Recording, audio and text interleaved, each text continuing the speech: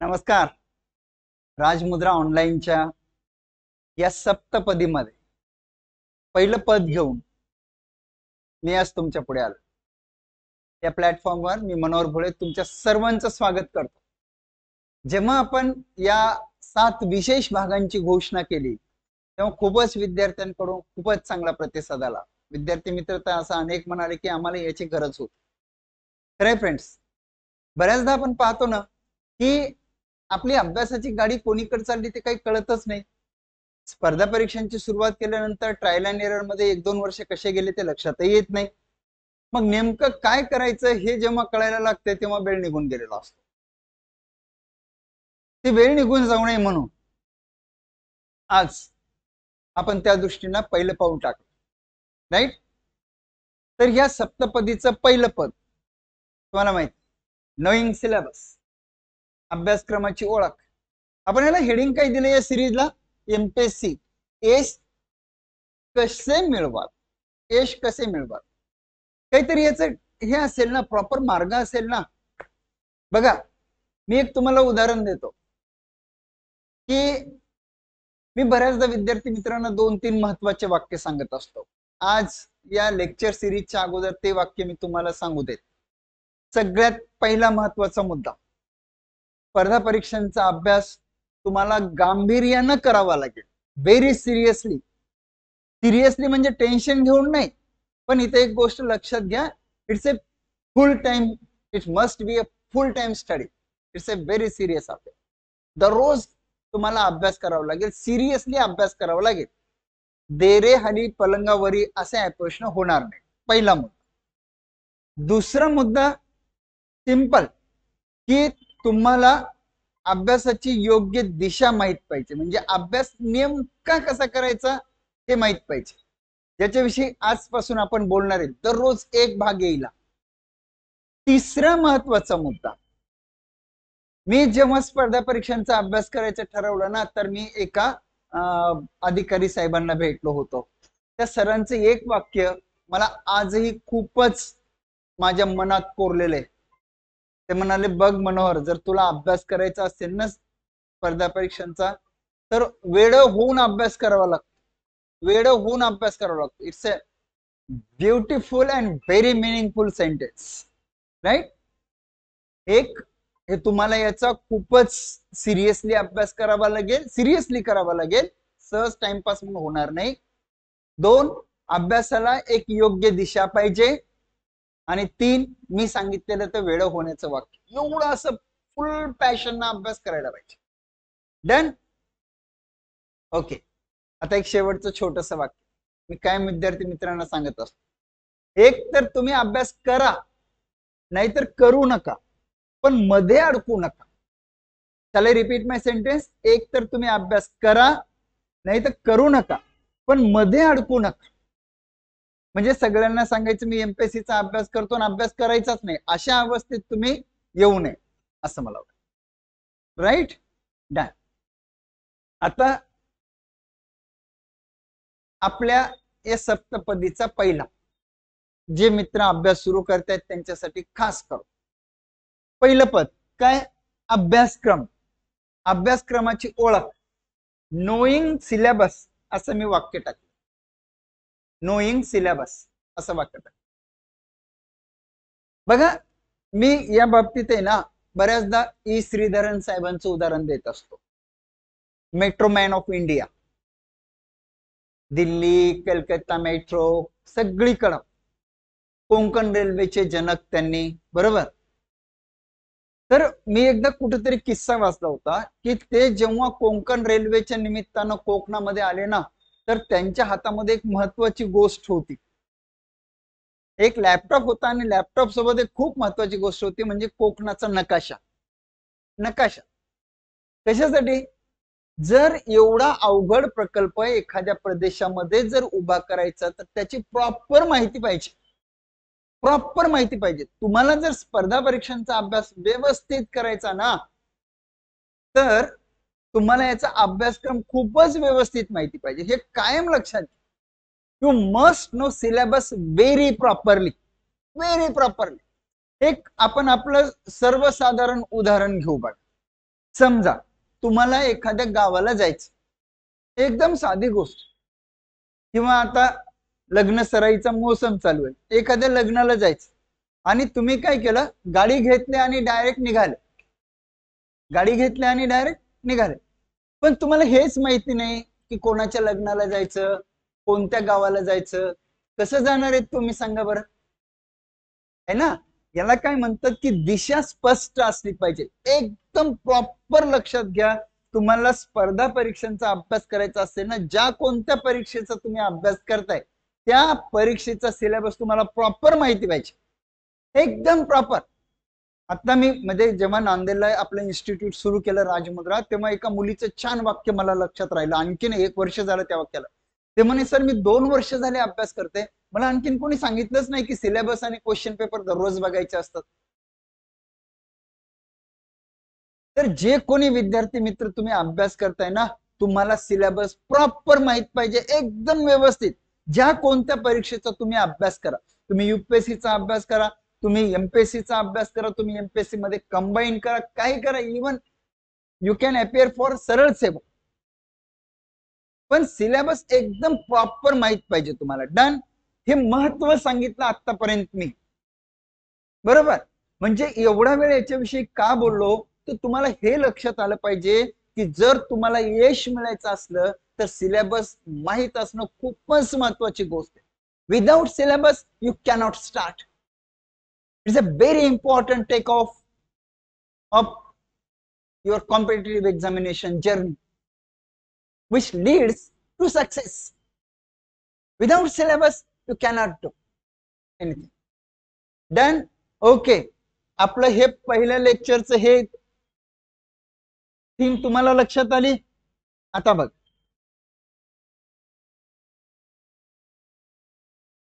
कसं, आता त्याच्यावर काही महत्वाच्या गोष्टी सांगतो मी तुम्हाला.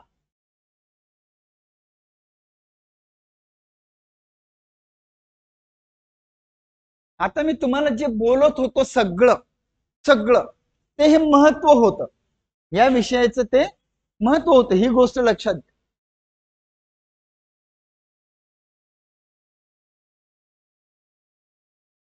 खूपच व्यवस्थित रीतीने तुम्हाला हा सिलेबस माहिती पाहिजे असं मी बोललो.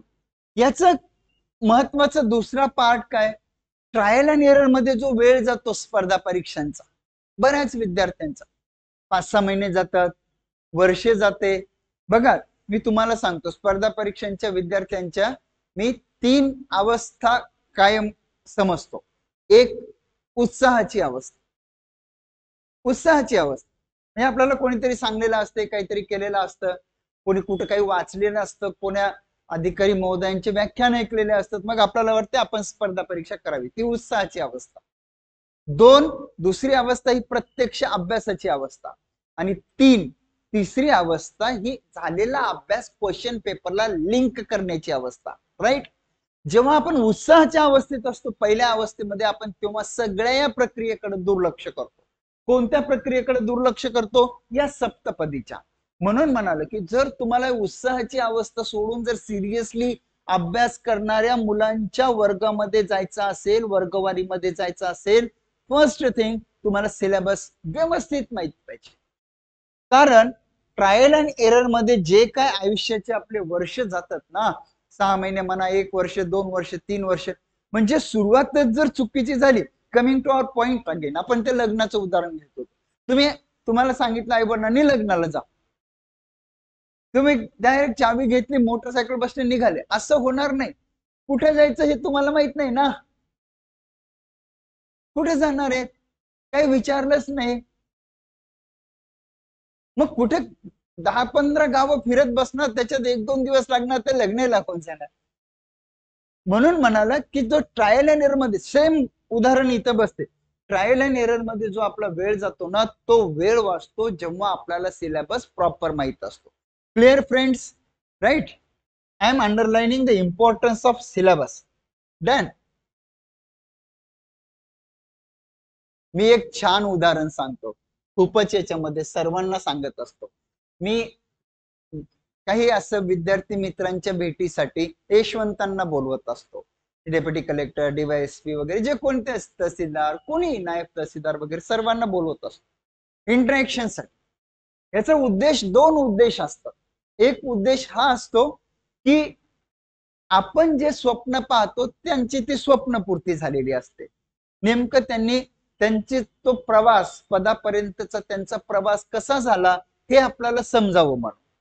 आणि दुसरा मुद्दा, अभ्यासात तुमच्या काही व्हॅल्यू ऍडिशन करण्यासाठी काहीतरी इनपुट्स मिळावे म्हणून आपण यशवंतांना तुमच्या भेटीला बऱ्याचदा बोलवतो। आता राजमुद्रा ऑनलाईनच्या प्लॅटफॉर्मवर सुद्धा अवघ्या काही दिवसामध्ये काही यशवंत येतील तुम्हाला भेटायला,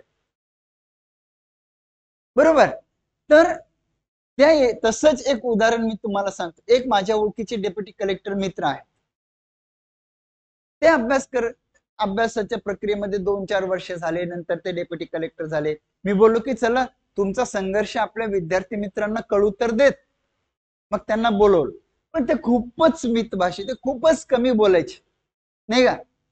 आय थिंक मितभाषी असणं आणि समोरच्यांचं खूप शांत चित्तानं अटेंटिव्ह लिसनिंग असणं, आपल्यामध्ये शांत चित्तानं ऐकून घेणं, हे तरी कोणत्याही व्यक्तीचे गुणविशेष असावेत, तर त्यांचा हा खूपच छान गुणविशेष होता। ते खूपच कमी बोलायचे। मग जेव्हा आता वर्गामध्ये तर इंटरॅक्शनला आले, 2-3 यशवंत होते, त्यांच्यामध्ये ते एक होते। जेव्हा त्यांचा नंबर आला बोलायचा, ते बोलले सर मी काही बोलणार नाही, ते खूपच कमी बोलायचे।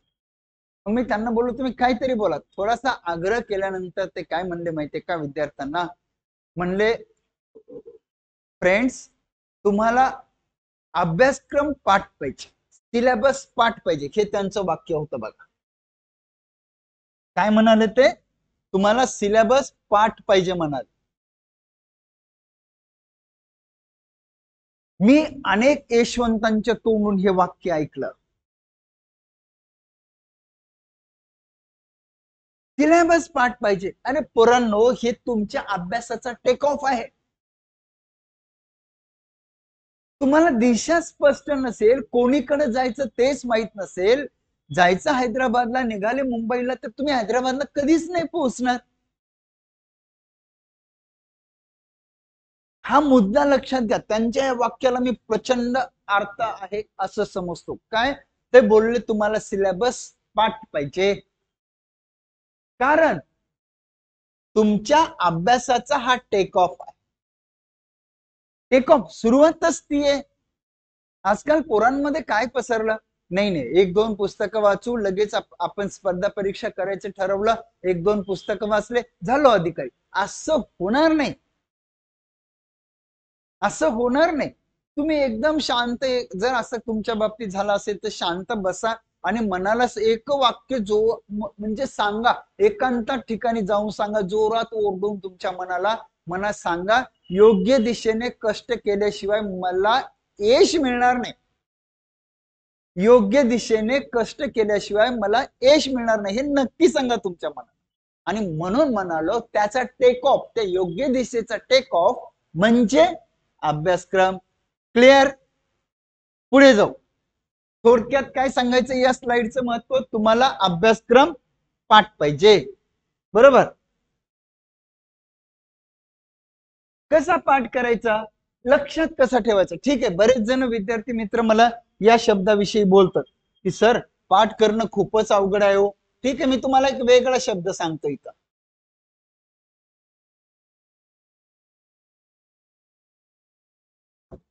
लक्षात ठेवा। मग तुम्ही म्हणाल पाठ करणं आणि लक्षात ठेवण्याच्यात फरक काय आहे, थोडा फरक हा आहे, एखाद्या वेळेस हे विसरलं तरी चालते, पण हे विसरत नाही। यू कॅन डू इट, तुम्ही लक्षात ठेवण्याचा प्रयत्न करा। कसं करणार आहे फ्रेंड्स, राईट, हे त्याचे मार्ग, अभ्यासक्रम लिहून पहा, लिहून पहा, जोरात वाचा। जोरात म्हणजे एखाद्या एकांतात लायब्ररीच्या बाहेर म्हणा, कुठं तुम्ही गार्डन मध्ये म्हणा, रूम मध्ये एकटा असताना म्हणा, जेव्हा तुमचा रिकामा वेळ असतो त्या काळात वाचन करा, जोरात वाचन करा, जोरात। थर्ड, आठवून पहा, just you try to memorise it. पण जर नाही आठवला तर वैताग करून नका घेऊ, सांगा अरे हे सुटलं वाटत, काय, अरे हे सुटलं वाटत. Take it easy. आठवण पहा, कोणाला तरी विचारायला सांगा. मी काय बोललो, कोणाला तरी विचारायला सांगा. विचार म्हणायचं समोरच्याला. समजा इतिहासामध्ये एवढे टॉपिक आहेत, पहिला टॉपिक कोणता, हा हे टॉपिक, मग त्याच्यामध्ये सांगतो ते सुद्धा.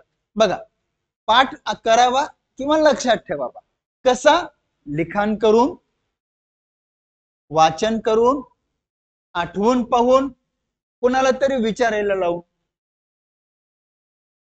आता सगळ्यात महत्वाचं मला विद्यार्थी मित्र विचारतात की अभ्यासक्रम पाठ करायला आम्ही वेळ किती द्यावा. थोडं सांगतो त्याविषयी. हे बघा, फक्त पण हे पाठ कसं करायचा किंवा लक्षात कसा ठेवायचा याच्याविषयी मी तुम्हाला काही ट्रिक्स देतो. एक, पेपर कोणता, ठीक आहे, पहिला पेपर एमपीएससी मेन्स इतिहास भूगोल कृषी, बरोबर. त्याच्यामध्ये पेपर झाला, मग त्याच्यामध्ये विषय कोणता, हिस्ट्री. हिस्ट्रीमध्ये टॉपिक किती आहेत, हे 1 2 3 4 5 6 7 8. इथं 2 गोष्टी लक्षात ठेवायच्या, संख्या आणि 2 टॉपिकचे हेडिंग.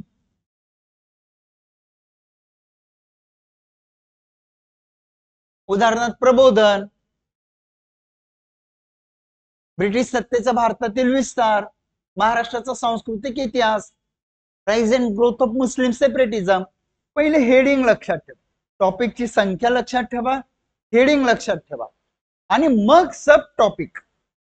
याच्या सब टॉपिक कोणते आहेत, ब्रिटिशांनी भारत कसा जिंकला, मग याच्यामध्ये सब टॉपिक कोणते कोणते आहेत, त्यांचा अंतर्गत, मग त्यांनी पहिले आल्यानंतर वसाहती कशा स्थापन केल्या, त्यांचा अंतर्गत संघर्ष कोणासोबत झाला, बाह्य सत्ता संघर्ष कोणासोबत झाला, मग भारत जिंकल्यानंतर त्यांनी तो ताब्यात ठेवण्यासाठी बळकटीकरण कसं केलं, तैनाती फौज, खालसा धोरण, अशा प्रकारे पहिला टॉपिक. पहिले पेपर, नंतर विषय, 3 टॉपिक, टॉपिक मध्ये संख्या 1, हेडिंग दुसरा विषय, त्याच्यानंतर sub topic. Sub topic must be linked to major topic, that is heading. Got it. अशा प्रकारे पाठ करण्याचा किंवा लक्षात ठेवण्याचा प्रयत्न करायचा. डन. फायदे काय, सगळ्यात महत्वाचा फायदा आहे, असं म्हणतात ना, स्पर्धा परीक्षांमध्ये काय करायचं त्याच्यापेक्षा काय नाही करायचं ते खूपच महत्वाचं आहे, ते कळणं खूप महत्वाचं आहे. परत वाक्य रिपीट करू, स्पर्धा परीक्षांमध्ये काय करायचं याच्यापेक्षा काय नाही करायचं ते कळणं खूपच महत्वाचं आहे. थोडक्यात काय करायचे आणि काय नाही,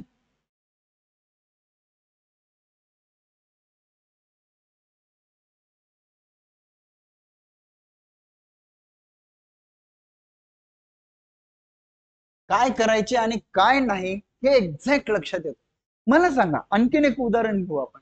समजा तुम्ही कोणती 2 व्हीलर 4 व्हीलर ड्राईव्ह करताय आणि खूपच धुकं पसरलं, समोरचं काही दिसत नाही, किंवा प्रचंड पाऊस पडतोय आणि त्याच्यात समोरचं काही दिसत नाही, तुम्ही गाडी चालवता येईल, नाही चालवता येणार. तसंच आहे, आपल्या मनाला डिमिस्टिफाय करण्याचं काम सिलेबस करते.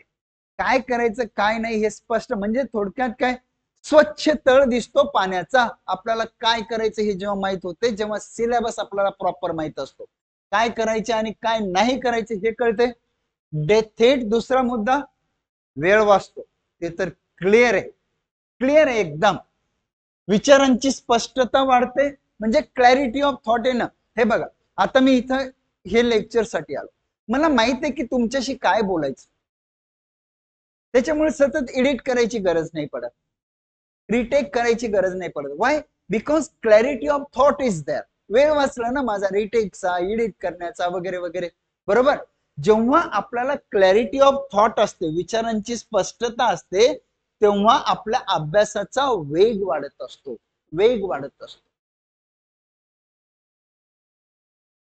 म्हणून तुम्हाला सिलेबस प्रॉपर माहिती पाहिजे, कारण तुम्हाला एक्झॅक्ट लक्षात येते की सिलेबसला काय आहे आणि काय नाही. मी तुम्हाला एकदम फनी एक्झाम्पल सांगतो माझ्या बाबतीतलं.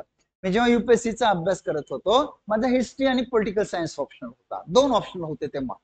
मग हिस्ट्रीमध्ये ancient India, मिडेबल India, modern India आणि वर्ल्ड हिस्ट्री असं होतं. तर काय झालं, त्या काळात मी पहिल्याच अटेम्प्टला एमपीएससीची प्रिलिम्स पास झालो. मग मी ठरवलं, तेव्हा एमपीएससीला ऑप्शनल होता. मी बोललो की आपण हिस्ट्री ऑप्शनल ठेवू, कारण आपला खूप अभ्यास झाला. बट व्हॉट म्हणजे मी काय मिस्टेक केली की सिलेबस एमपीएससीचा पाहिलाच नाही आणि मी डायरेक्ट मस्तपैकी 1.5 महिनाभर अभ्यास करत होतो एमपीएससीच्या मेन्सचा, ऑप्शनलचा. मग 1-1.5 महिन्यानंतर मी ठरवलं की एन्शियंट मिडिएवल इंडिया आपला चांगला आहे, तो पहिले करून घेऊ. तो केला 1-1.5 महिना. नंतर लक्षात आले की तो एन्शियंट आणि मिडिएवल इंडिया सिलेबसलाच नव्हता.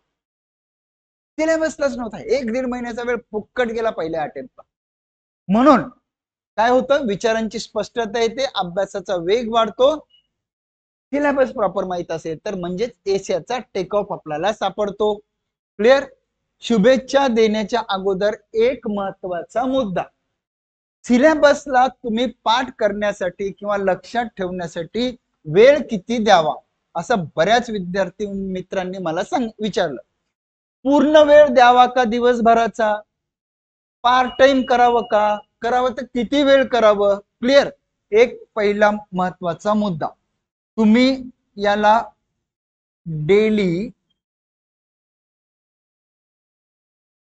2 आवर्स द्यावे, दररोजचे 2 तास. किती दिवस,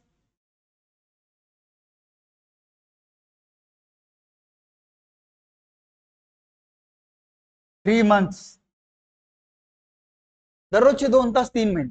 मग मला पोरं म्हणतो 3 महिने, अरे पण 3 महिने किती वेळ मागितला, 2च तास मागितला ना. पोरं म्हणतात तेवढ्या ह्याच्यात किती अभ्यास होईल. ते पोरांनो, हे अभ्यास प्रक्रियेचाच एक भाग आहे, राईट. तर आपल्या अभ्यासाच्या सप्तपदी मधली ही आपण पहिली पदी घेतली, अभ्यासाच्या सप्तपदी मधली हे पहिलं पद होतं, राईट. आता दुसरं तिसरं तर येणारच आहे, काही विषयच नाही. पण आय होप की तुम्हाला मला काय म्हणायचं हे लक्षात आलेलं असावं. दुसरं अभ्यासाच्या सप्तपदीतलं दुसरं पद घेऊन थेट उद्याच संध्याकाळी आपण भेटू. Good luck friends, do your best.